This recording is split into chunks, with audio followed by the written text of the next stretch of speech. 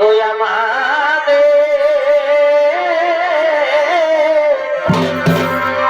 লঘু পাবে গুরু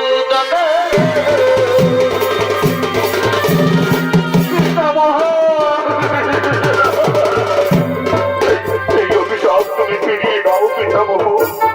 আমরা ব্রহ্মলোক ছেড়ে বর্তমানে অসুর করে যেতে পারবো না পিতামহ। আমরা ব্রহ্মলোক ছেড়ে অসুর করে যেতে পারবো না। নদীর জল একবার বয়ে গেলে যেমন আর ফিরে আসে না, তেমনি আমার মুখরিস্থিত বাড়ি একবার বেরিয়ে গেলে আর ফিরিয়ে নেওয়া যায় না রে বৎস। অসুর করে তোদের